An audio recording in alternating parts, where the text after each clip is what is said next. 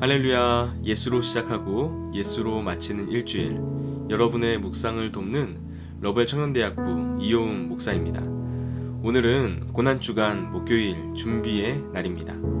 고난주간의 목요일에는 예수님께서 제자들의 발을 씻겨주시는 세족식 장면을 볼 수가 있고요. 그리고 제자들과 함께 유월절 만찬을 하시면서 성찬을 하도록 제정을 해주시는 장면을 발견할 수가 있습니다. 그리고 난 다음에 제자들과 함께 겟세마네 동산에 올라가셔서 간절히 기도하시는 모습을 볼 수가 있는데요. 우리는 오늘 그 중에서 예수님께서 제자들과 함께 유월절 만찬을 하시면서 성찬을 제정해 주시는 장면, 그 장면을 드라마 바이블로 한번 읽어보도록 하겠습니다. 무교절의 첫날에 제자들이 예수께 나와서 이르되 유월절 음식 잡수실 것을 우리가 어디서 준비하기를 원하시나이까? 성한 아무에게 가서 이르되 선생님 말씀이 내 때가 가까이 왔으니 내 제자들과 함께 유월절을 내 집에서 지키겠다 하시더라 하라. 제자들이 예수께서 시키신 대로 하여 유월절을 준비하였더라. 저물 때 예수께서 12 제자와 함께 앉으셨더니 그들이 먹을 때 이르시되 내가 진실로 너희에게 이르노니 너희 중에 한 사람이 나를 팔리라.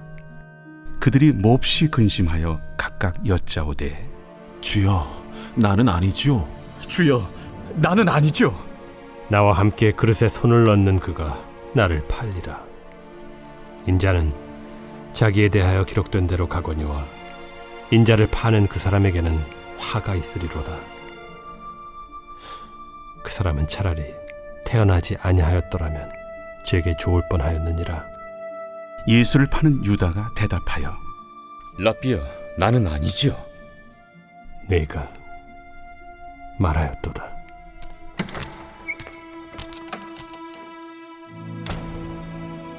그들이 먹을 때 예수께서 떡을 가지사 축복하시고 떼어 제자들에게 주시며 이르시되 받아서 먹으라. 이것은 내 몸이니라. 또 잔을 가지사 감사기도 하시고 그들에게 주시며 너희가 다 이것을 마시라. 이것은 죄 사함을 얻게 하려고 많은 사람을 위하여 흘리는 바 나의 피 곧 언약의 피니라. 그러나 너희에게 이르노니 내가 포도나무에서 난 것을 이제부터 내 아버지의 나라에서 새 것으로 너희와 함께 마시는 날까지 마시지 아니하리라. 이에 그들이 찬미하고 감람산으로 나아가니라.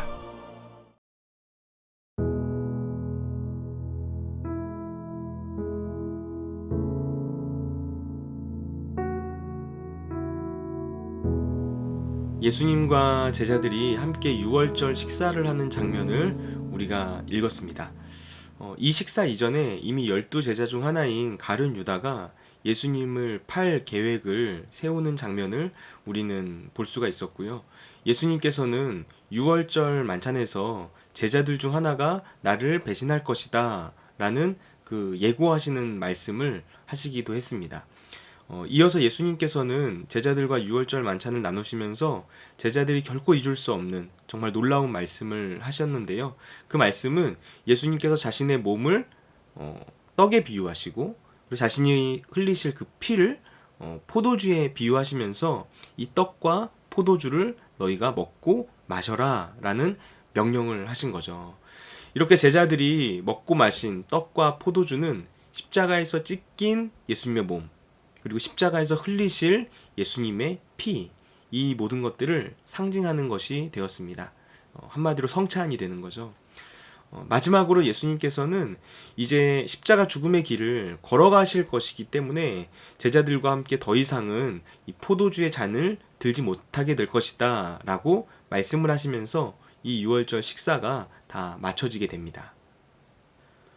고난주간 목요일 준비의 날 묵상 포인트는 찢기고 나누어져야 한다입니다. 찢기고 나누어져야 한다. 예수님께서 떡과 포도주를 자신의 살과 피라고 이렇게 말씀하시면서 이것을 먹고 마셔라 라고 하셨죠. 성만찬을 제정해 주신 건데요. 성만찬은 예수님의 모든 삶과 그리고 예수님의 가르침을 아주 함축적으로 압축해서 보여주는 것이라고 말을 할 수가 있어요.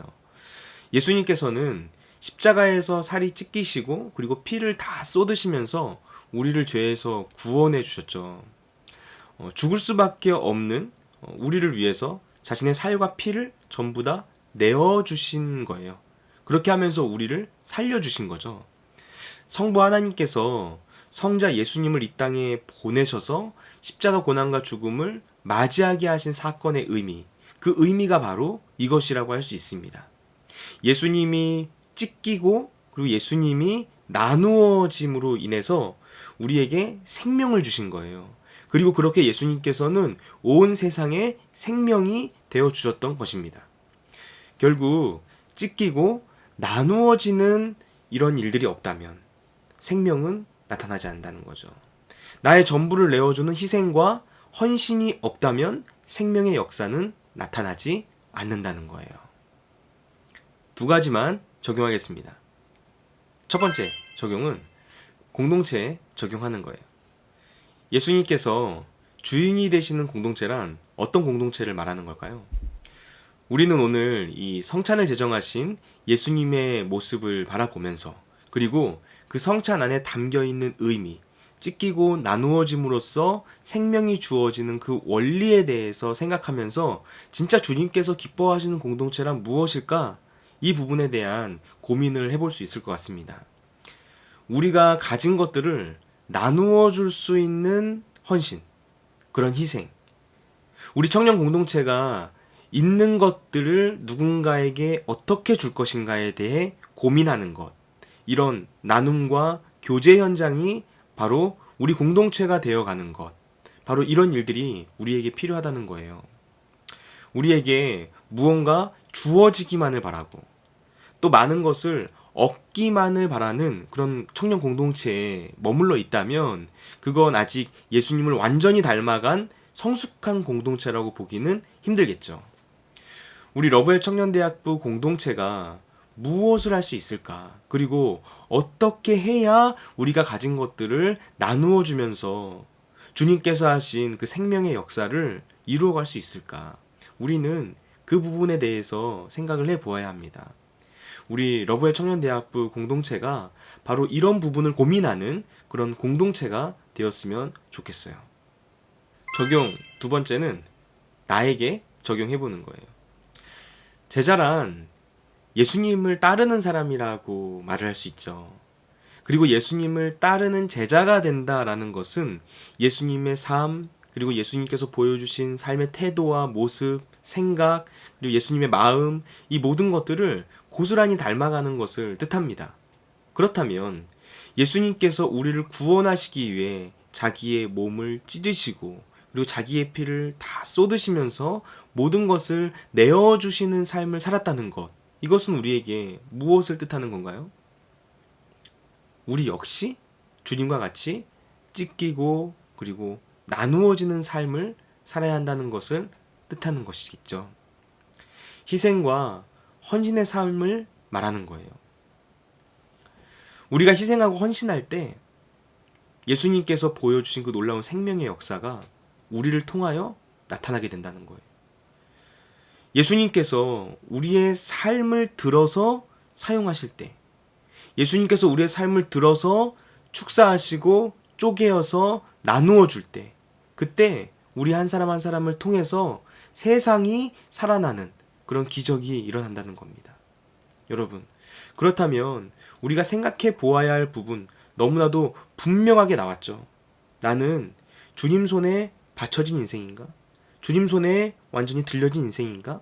이 부분에 대해서 생각해 봤으면 좋겠어요. 그리고 내 인생에는 찢기고 나누어지는 흔적, 내가 깨지고 또 내가 희생하고 내가 헌신하는 그런 삶의 흔적들이 새겨져 있는가 돌아봤으면 좋겠습니다.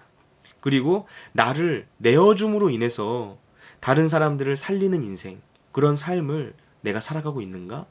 아직 완벽하지 못하더라도 그런 삶의 방향을 향해서 내가 나아가고 있는가? 이 부분에 대해서 묵상해보는 시간을 가지면 좋을 것 같습니다. 오늘 우리가 함께 읽고 생각한 내용들을 더 깊이 묵상하면서 주님의 십자가 고난의 뜻과 그 의미를 되새기는 하루가 되었으면 좋겠습니다. 우리 공동체가 어떻게 나아가야 될지, 또 나의 삶 가운데 예수님의 흔적을 어떻게 새겨나갈 수 있을지, 이런 일들을 고민하고 생각하고 주님 앞에 기도하며 나아갈 때 저와 여러분 모두가 예수님의 모습을 더욱 닮아가는 주님의 참된 제자가 될 줄로 믿습니다. 오늘 하루도 수고 많으셨습니다. 내일도 저녁 8시에 만나도록 하겠습니다. 수고하셨습니다.